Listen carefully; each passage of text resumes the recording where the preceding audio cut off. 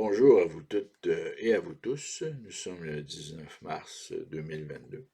Mon nom est Claude Laferrière. Je suis enseignant en géopolitique. Je suis aussi avocat, mais je n'accepte aucun mandat de qui que ce soit en raison de cette vidéo. Et je fais cette vidéo dans une perspective d'éducation populaire. Donc, je ne sollicite à rien, aucune somme d'argent, aucune contribution de quelque nature que ce soit.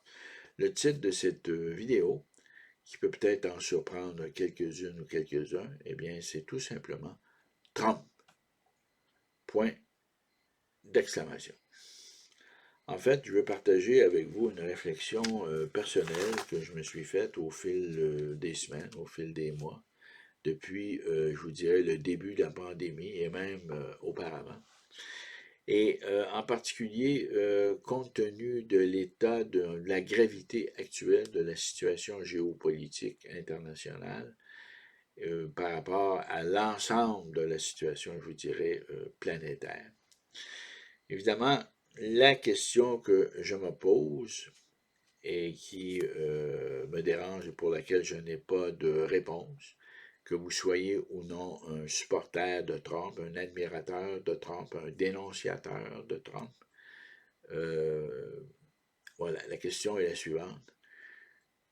Si Trump avait été élu, où en serions-nous aujourd'hui par rapport à un certain nombre de situations que je vais vous soumettre? La première situation, c'est la fameuse alerte nucléaire qui a été en quelque sorte provoquée, décidée et divulguée par Vladimir Poutine à l'ensemble de la communauté internationale, à savoir que pour lui, l'option nucléaire était en quelque sorte sur la table. J'aime bien prendre une image, si vous voulez, une sorte de métaphore et qui pourrait trouver son origine dans le cinéma italien de Sergio Leone avec la musique de Ennio Morricone. On peut imaginer un village, enfin une ville western, Kansas City, et le saloon de Kansas City. Et là, vous entrez dans le saloon et vous voyez assis au bar huit lascars avec une mine patibulaire qui sirotent un whisky. Ces huit lascars avec une mine patibulaire, eh bien, ce sont les États-Unis, la Chine, la Russie, la France, l'Angleterre, l'Inde, le Pakistan et Israël. Or, un de ces huit lascars avec une mine patibulaire met la main sur son Colt, qui est un revolver, n'est-ce pas? Et ce qui provoque chez les autres une réaction tout à fait normale d'autodéfense, à savoir qu'eux aussi mettent la main sur leur côte. Évidemment, dans le domaine nucléaire, ça s'appelle l'équilibre de la terreur, la dissuasion, d'un auteur célèbre du nom de Schelling, auquel je réfère dans mon traité. Donc, vous avez une situation de tension extrême à partir du moment où un de ces des huit lascars met la main sur son Colt, les autres font exactement de la même façon, de la même manière, mettent la main sur leur Colt, en prévision d'une réponse éventuelle, à savoir qui va tirer le premier. Et là, la tension est au maximum. Donc, la menace nucléaire à l'heure actuelle, elle est réelle. Et si Poutine a décidé d'actionner ou de mettre en phase une alerte nucléaire, il faut comprendre que les autres partenaires nucléaires ont réagi aussi. Maintenant, pour des raisons reliées au droit international, ils évitent de le dire, n'est-ce pas? Il y a une décision de la Cour pénale internationale sur la licéité de la menace nucléaire, que j'enseigne à l'université d'ailleurs, et qui est une décision extrêmement importante, mais qui au final, qui au final nous dit que les États ont le droit de protéger leur souveraineté, n'est-ce pas? Le fameux l'article 51 du chapitre 7 de la Charte des Nations Unies, finalement, sort renforcé de cette décision sur la licéité de la menace du nucléaire, de l'arme nucléaire. Voilà. La question que je me pose, si Trump avait été élu en 2020, serions-nous aujourd'hui confrontés à une telle menace existentielle? Serions-nous confrontés à l'Armageddon? Serions-nous confrontés à l'Apocalypse de Saint Jean, la Bible? Première question. Deuxième question, serions-nous confrontés à l'invasion de l'Ukraine et à des centaines de morts parmi les civils, femmes et enfants, ce qui est un drame absolument épouvantable? Qu'on soit d'accord ou non, quelle que soit notre position, il s'agit, à partir du moment où des personnes vulnérables, femmes, enfants, vieillards, personnes handicapées, à partir du moment où des personnes vulnérables souffrent d'une invasion, parce que ce n'est pas une guerre, c'est une invasion. Dans une guerre, il y a un rapport de force. C'est comme un match de boxe. Hein? Là, ici, c'est pas une guerre. Là. Moi, souvent, quand on parle de la guerre en Ukraine, ça me fait rire. Parce que vous avez une super puissance qui est extrêmement puissante, qui s'appelle la Russie. Et vous avez un pays qui est pratiquement sans défense, qui a une armée d'opérettes, qui est infiltrée par toutes sortes de groupes et de sous-groupes plus ou moins marginaux, avec un président qui est lui-même un ancien humoriste et qui, en fait, essaie de se relever. Ce à quoi on a affaire, c'est une tragédie. On a affaire à un drame, on a affaire à un crime de guerre, un crime contre l'humanité. Là. Et là, on arme des résistants ukrainiens en sachant pertinemment bien qu'ils ne peuvent rien faire, au fond, pour empêcher les bombardements. Hein? Zelensky réclame un no-fly zone. On lui dit non, ça n'a pas de sens. Donc, il y a vraiment un potentiel d'une troisième guerre mondiale, et on le sait, mais ça implique la position de l'OTAN et des États-Unis en particulier à l'intérieur de l'OTAN, implique, et celle du Canada aussi, implique qu'une population se fait littéralement massacrer. Ça n'a aucun sens. Voilà. Tout comme la guerre en Irak, à l'époque, n'avait aucun sens. 130 000 morts irakiens, ça n'avait aucun sens. C'est la raison pour laquelle beaucoup de gens remettent en question l'efficacité des Nations Unies, etc., etc. Bon, ça c'est un autre débat, là. Mais la question que je me pose, si Trump avait été élu, est-ce qu'on assisterait de façon passive et stupide au massacre d'une population? Elle est là la question fondamentale. Si Trump avait été élu, si Trump avait été élu, est-ce que la Chine continuerait de pratiquer, de faire des exercices, des opérations d'invasion de Taïwan sur ses côtes et en mer de Chine? Là, on est dans le domaine militaire. Si Trump avait été élu, est-ce que la Corée du Nord ferait de nouveaux essais de missiles? Parce que Kim Jong-un a recommencé là, maintenant. Là. Ça, c'est la politique extérieure. Je vais être très bref. Là. Je ne veux pas que ma vidéo soit trop longue. En politique intérieure, si Trump avait été élu, là, n'est-ce pas, est-ce qu'on paierait 1,75 $ jusqu'à 2 $ et plus bientôt le litre d'essence au Québec? Posez-vous la question. Aux États-Unis, c'est 8 $ le gallon. Donc, le coût de l'énergie, sur le plan de l'énergie, si Trump avait été élu, est-ce qu'on aurait l'inflation qu'on a présentement, l'augmentation du panier d'épicerie? On parle d'augmentation de 7, 8, 10 % et plus, là. Si Trump avait été élu, est-ce que les revenus des retraités seraient menacés comme ils le sont présentement? Est-ce que les revenus des salariés seraient menacés? Parce que si on parle d'inflation, il va falloir penser à l'augmentation de salaire. Donc, on voit les conflits de travail qui se pointent à l'horizon pour suivre le coût de la vie. Si Trump avait été élu, est-ce qu'on serait confronté à la criminalité à laquelle on fait face à Montréal depuis quelques jours, enfin depuis quelques semaines, même quelques mois, en raison du trafic d'armes, la circulation des armes à feu? Voilà. Voilà la question qu'il faut se poser. Est-ce qu'on serait confronté à des crises migratoires que les Américains connaissent avec la frontière du Mexique et que nous connaissons ici avec Roxane qui a recommencé et là, le Canada vient en aide aux Ukrainiens, ce qui est tout à fait correct. Mais cette crise-là ukrainienne, est-ce qu'elle existerait si Trump avait été élu?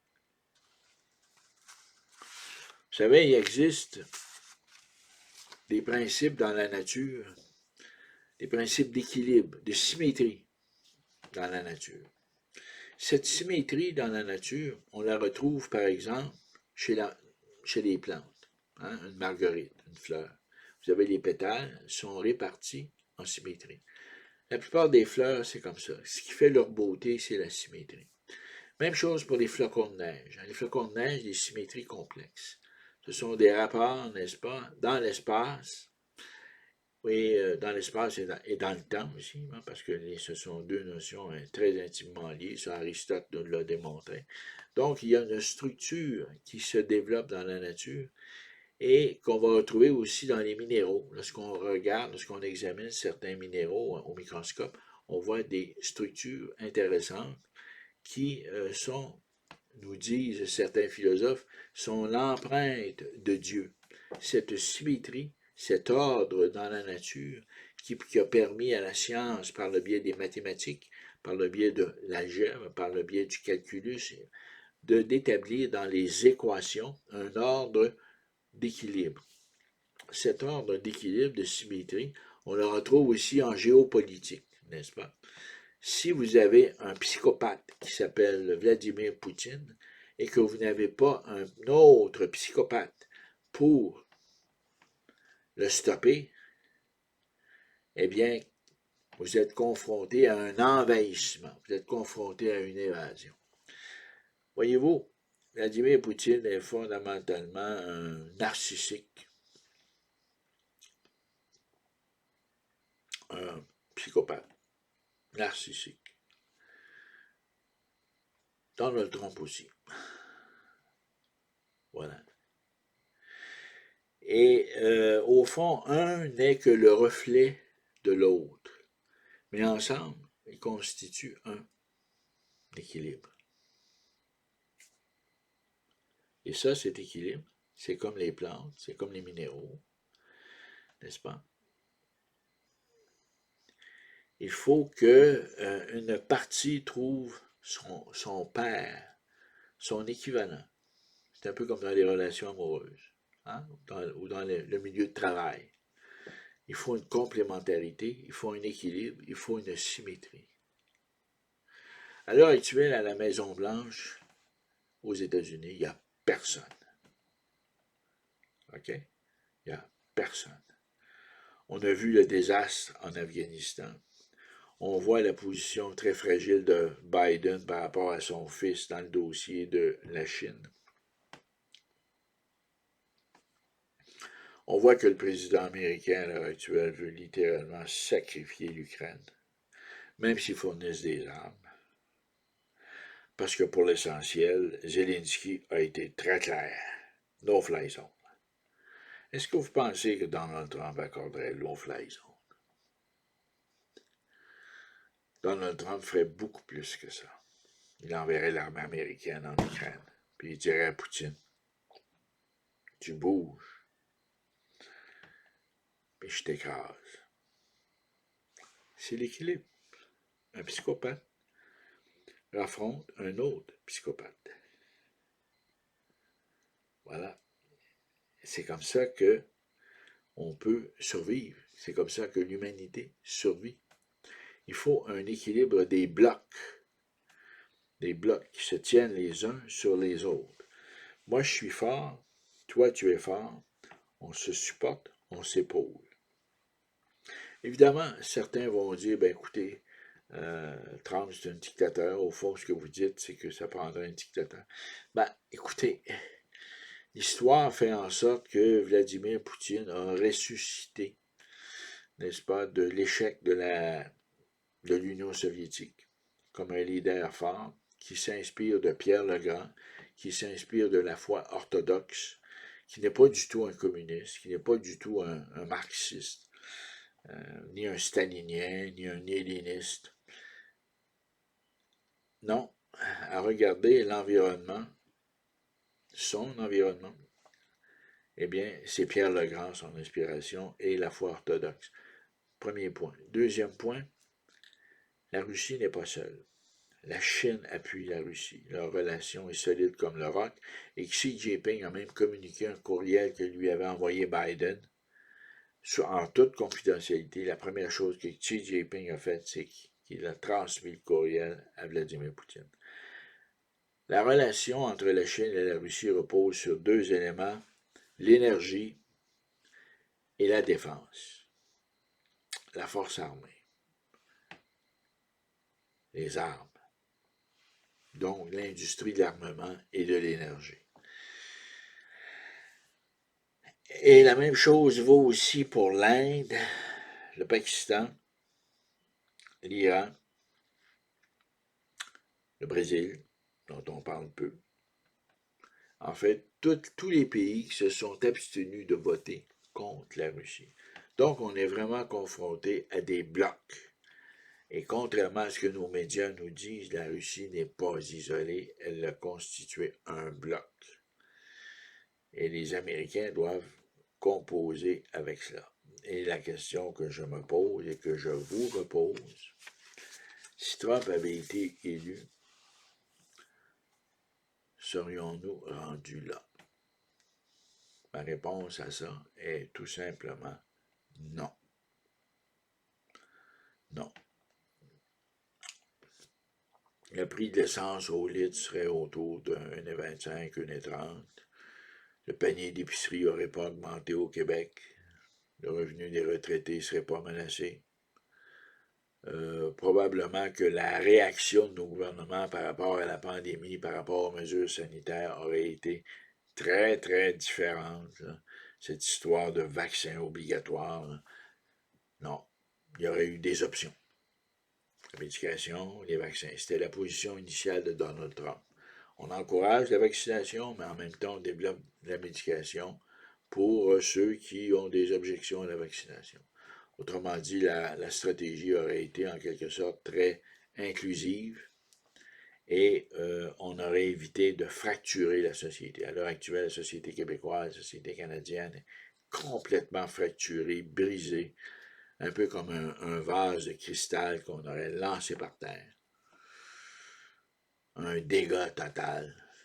Et ça, la faute, l'origine de ça, c'est l'élection de Biden.